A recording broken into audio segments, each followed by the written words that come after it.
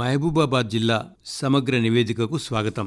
జిల్లాలో ఇటీవలి కాలంలో జరిగిన అభివృద్ధి, సంక్షేమ కార్యక్రమాలు, ముఖ్యమైన సంఘటనలు, ప్రముఖుల పర్యటనలు, రాజకీయ అంశాలు, జాతరలు, క్రీడాంశాలు, జిల్లాలో విస్తారంగా కురుస్తున్న వర్షాలు, మరిన్ని ప్రధాన అంశాల గురించి సోమ పురుషోత్తం గారు ఈ నివేదికను మనకు అందిస్తున్నారు. బంగాళాఖాతంలో ఏర్పడిన అల్పపీడన ద్రోణి ప్రభావంతో సెప్టెంబర్ మొదటి వారంలో కురిసిన వర్షాలకు మహబూబాబాద్ జిల్లా అతలాకుతలమైంది. రోడ్డు రవాణా సౌకర్యాలు, రైళ్లు స్తంభించిపోయాయి. జిల్లాలోని పలు మండలాల్లో వాగులు, చెరువులు పొంగి ప్రవహించడంతో చుట్టుపక్కల ప్రాంతాలకు రాకపోకలు నిలిచిపోయాయి.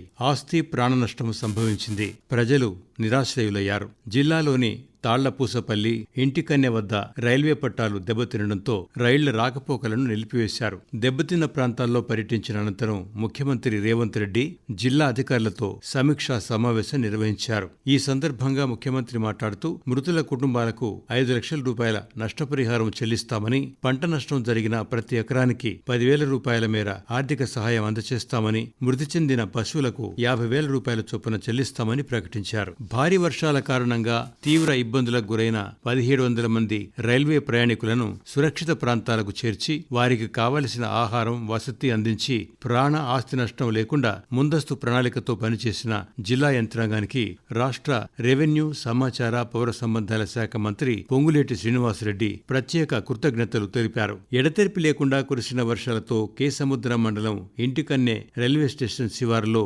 418 కిలోమీటరు మైలురాయి వద్ద 42 మీటర్ల పొడవున రైలు పట్టాల కింద కంకర కొట్టుకుని పోయి పట్టాలు జారిపోయాయి. రైల్వే సిబ్బంది 4 రోజులు నిర్విరామంగా పనిచేసి ట్రాక్ మరమ్మత్తు పనులు పూర్తి చేయడంతో విజయవాడ, కాజీపేట సెక్షన్ల మధ్య రైళ్ల రాకపోకలు యథావిధిగా కొనసాగాయి.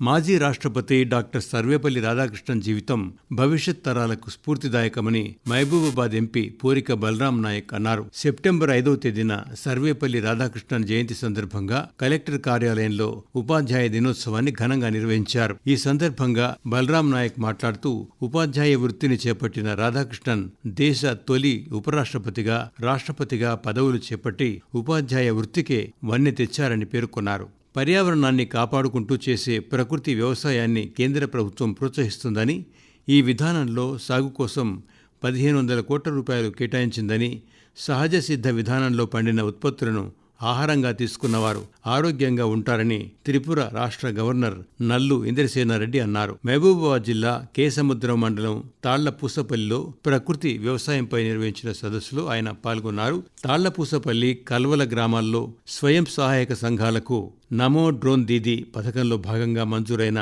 వ్యవసాయ డ్రోన్ల పనితీరును పరిశీలించారు. జిల్లాలోని వరద ప్రభావిత ప్రాంతాలపై కేంద్ర సభ్యులకు జిల్లా కలెక్టర్ అద్వైత్ కుమార్ సింగ్ వివరించారు. వరద బాధితులకు ప్రభుత్వం, పలు స్వచ్ఛంద సంస్థలు నిత్యావసర సరుకులను పంపిణీ చేశారు. జిల్లాలో ఇటీవల అతి భారీ వర్షాలు, వరదల కారణంగా ఇళ్లు నష్టపోయిన బాధితులకు ప్రభుత్వం పరిహారం అందించింది. జిల్లాలో ధ్వంసమైన, కూలిపోయిన ఇండ్లు, సామగ్రి నష్టపోయిన 1,790 మందికి 2,18,65,000 రూపాయల మేర నిధులను ప్రభుత్వం విడుదల చేసింది. పంట నష్టంపై సర్వే చేసి నివేదికలు అందజేయాలని జిల్లా అధికారులకు ప్రభుత్వం సూచించింది. జిల్లాలో 16,547 మంది రైతులకు చెందిన 14,247 ఎకరాల్లో వివిధ పంటలు వరదలకు దెబ్బతిన్నాయని జిల్లా వ్యవసాయ శాఖ అధికారిని విజయ నిర్మల రాష్ట్ర ప్రభుత్వానికి నివేదిక అందించారు.